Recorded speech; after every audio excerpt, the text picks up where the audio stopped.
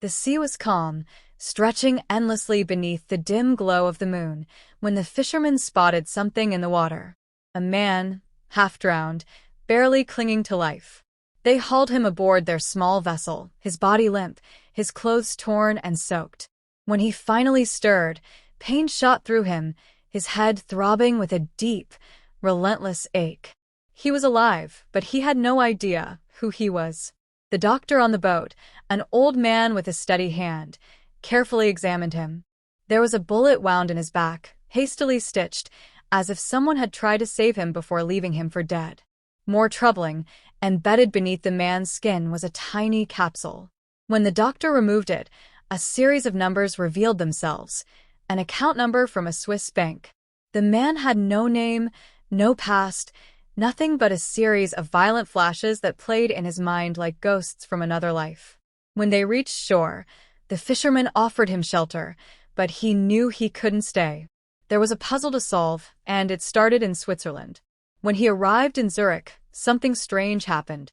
His body moved on instinct, his hands knowing how to fight, how to kill, before his mind even caught up. A simple encounter at a bank, retrieving the funds tied to his name, turned into a chase. Men followed him. He didn't know them, but they knew him. They were hunting him. Inside the bank vault, the answers were waiting. A name, Jason Bourne. A passport. A fortune in cash.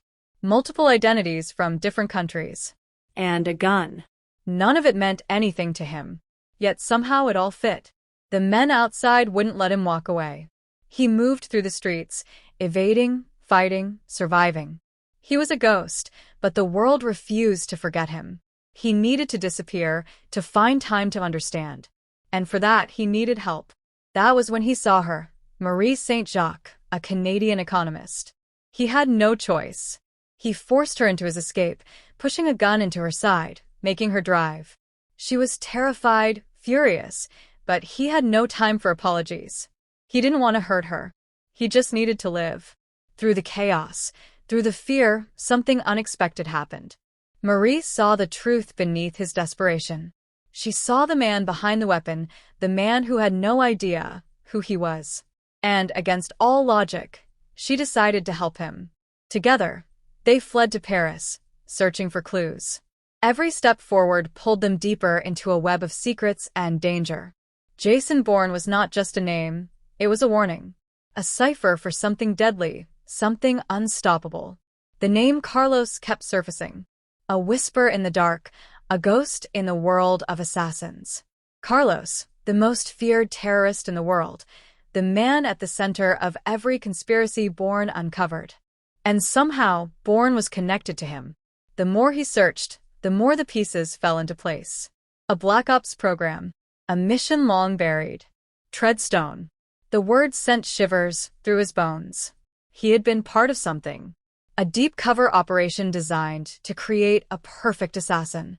His job had been to lure out Carlos by becoming an even deadlier legend, Kane. But something had gone wrong. A mission had failed. He had been betrayed, shot, left to die. And now, Treadstone wanted to erase the mistake. The truth shattered him. He had been a killer, a weapon in a war fought in the shadows. But was that all he was? Carlos did not wait for Bourne to remember. The assassin struck first, hunting him, pulling him into a deadly game that could only end one way. Marie stood by him, even when he tried to push her away, even when he believed he was beyond saving. She had seen the man beneath the weapon, and she refused to let him go. The final confrontation was inevitable. In the dark streets of Paris, Bourne and Carlos faced each other at last. Bullets tore through the night, shadows dancing between life and death. But Carlos was a phantom, slipping away before the final blow could land. Treadstone collapsed.